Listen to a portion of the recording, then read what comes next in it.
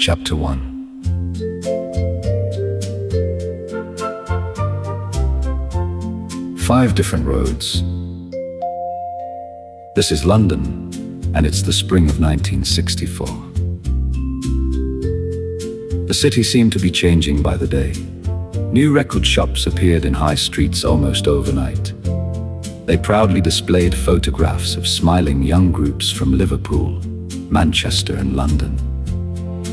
Teenagers crowded around listening booths, deciding how to spend carefully saved pocket money on the newest singles, while the latest records played on the shop's turntables. Coffee bars were filled with young people, discussing the latest pop singles. Cities seemed to wake each morning with a little more confidence than they had the day before. Young people across Britain tuned in each week to television shows such as Ready, Steady, Go, Top of the Pops, Thank Your Lucky Stars, and Jukebox Jury, many dreaming that one day they too might stand beneath the studio lights performing their own songs for the nation. On Oxford Street, red double-decker buses rumbled steadily through the traffic while black taxis weaved between delivery vans and scooters.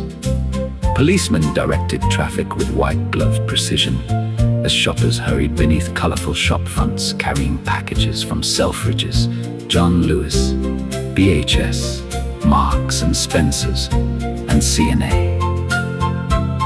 Carnaby Street had not yet become world famous, but something exciting was already beginning to happen there. Small boutiques displayed bold new fashions that seemed unlike anything seen before.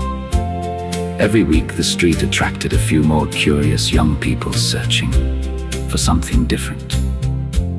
Down in Soho, jazz clubs, coffee bars and basement music venues came alive after dark.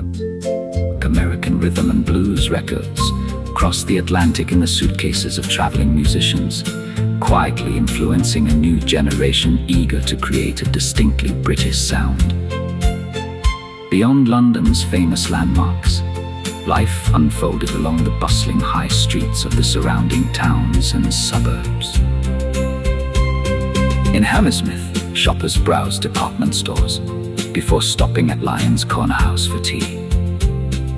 Richmond's elegant streets were lined with family-run shops, florists, bookshops, and cafes overlooking the Thames. In Ealing Broadway, buses arrived one after another as office workers, school children, and shoppers filled the pavements. The latest fashions appeared in shop windows while record stores tempted teenagers with displays of newly released singles. Hounslow High Street bustled from morning until evening. Market stalls stood alongside greengrocers, bakers, chemists, and newsagents, while Woolworths, Boots, and Marks and Spencer welcomed a steady stream of customers throughout the day. In Isleworth, neighbors still greeted one another by name. Children played in the streets after school, and local shopkeepers knew many of their customers personally. Twickenham, Chiswick, and Acton each possessed their own character, yet all shared the same feeling of optimism. Families filled the cinemas on Saturday evenings, dance halls welcomed eager young couples, and every week seemed to bring another new coffee bar or record shop.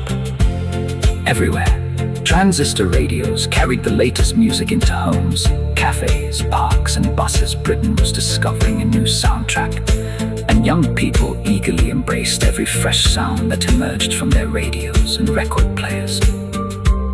It was a city and its surrounding communities looking confidently towards the future, where ordinary streets were quietly becoming the backdrop to extraordinary stories. Most people had no idea they were living through the beginning of what future generations would simply call the 60s. There was excitement in the air, a feeling that almost anything might be possible.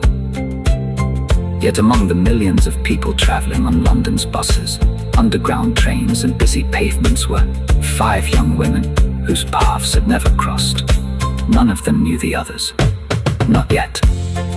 They came from different countries, different cultures, different family traditions, different neighborhoods.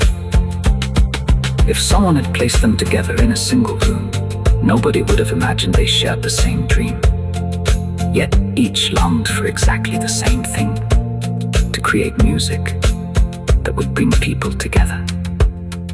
Within a few months, a simple handwritten notice pinned to music shops, college notice boards, and youth clubs around West London would begin a chain of events that none of them could possibly have imagined.